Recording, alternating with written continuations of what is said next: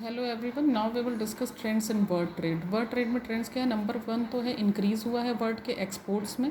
World में exports बहुत ज़्यादा इंक्रीज़ हुए हैं, लगभग 10 फोल्ड्स इंक्रीज़ हुए हैं लास्ट 4 डिकेट्स में। वैल्यू ऑफ मर्केंडाइज एक्सपोर्ट्स जो है लास्ट ईयर दैट इज़ 2018 तक 19.48 ट्रिलियन यूएस डॉलर थी, जो कि 2017 में थी 17.33 ट्रिलियन यूएस डॉलर। फिर leading exporters in merchandising in world business में लीडिंग एक्सपोर्टर्स कौन है मर्केंडाइजिंग या गुड्स के ट्रेड टर्म्स में? चाइना सबसे ऊपर है एक्सपोर्ट्स में, उसके बाद यूएस है, फिर जर्मनी, फिर जापान, साउथ कोरिया। और एक्सपोर्ट में इंडिया जो है 20th प्लेस पे आता है, मतलब 20वीं पोजीशन पे है। टॉप इम्पोर्टर्स कौन है मर्केंडाइजिंग के या गुड्स के वर्ल्ड ट्रेड में? यूएस है, चाइना है, जर्मनी है, जापान है, इंडिया जो है 10th प्लेस पे है।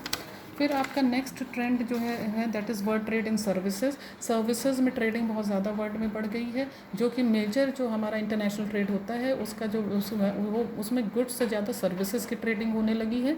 सर्विसेज की ट्रेडिंग ऑलमोस्ट जो है world export of commercial services have increased by 46% in value terms since 2008.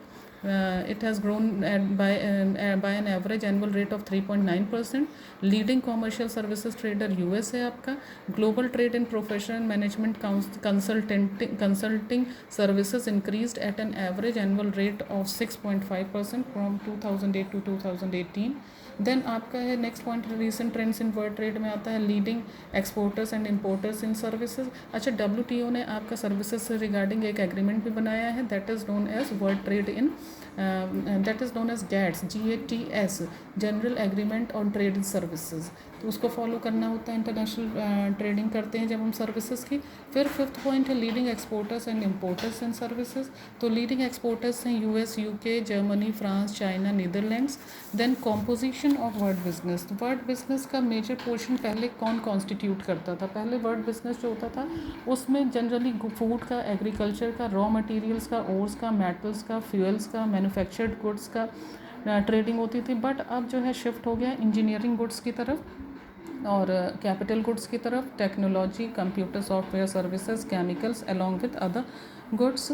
Then there is next point is growth of regional blocks in world business. Regional blocks का trend बढ़ता जा रहा है। Regional block क्या होता है? It is a type of inter governmental agreement often part of a regional inter governmental organization where barriers to trade are reduced और eliminated between the participating states. Example आपका ASEAN, the ASEAN that is Association of Southeast Asian Nations, SAARC, South Asia Association for Regional Cooperation, NAFTA, European Union, etc. तो regional trading block क्या होता है? It is a union और group of countries with in a specific geographic boundary. एक समूह होता है देशों का जो आपस में ट्रेडिंग के लिए नियम, जिसमें कि आपस में ट्रेडिंग करने के लिए बहुत जो बैरियर्स होते हैं उनको कम कर दिए जाते हैं। फिर उसके बाद नेक्स्ट पॉइंट है आपका shift from bilateral to multilateral business in world business. That is बहुत सारे नेशंस अब इन्वॉल्व होने लगे हैं एक एग्रीमेंट के थ्रू ट्रेडिंग में।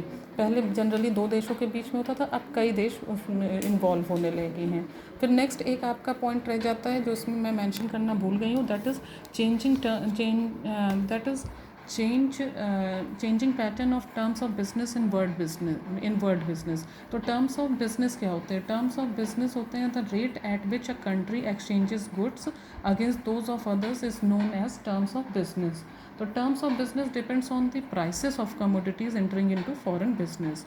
Terms of business are said to be favorable to a country when the export prices of the country are high as compared to its import prices. When the import prices of a country are higher than the export prices, then the terms of business are unfavorable to that country. So terms of business में जो है बहुत ज़्यादा pattern जो है उसका change हो रहा है. Developing countries like China, Hong Kong, Korea, Taiwan, etc. have gained significantly from the world trade. Earlier terms of business were unfavorable for developing countries due to backward technology. पहले क्या था, जो हमारी डेवलपिंग कंट्रीज़ थी उनके लिए terms of business जो है अनफेवरेबल थे. उनके इम्पोर्ट प्राइसेस हाई थे बट उनके जो एक्सपोर्ट प्राइसेस थे वो कम थे, जिससे कि बोलते थे कि अनफेवरेबल है टर्म्स ऑफ बिजनेस.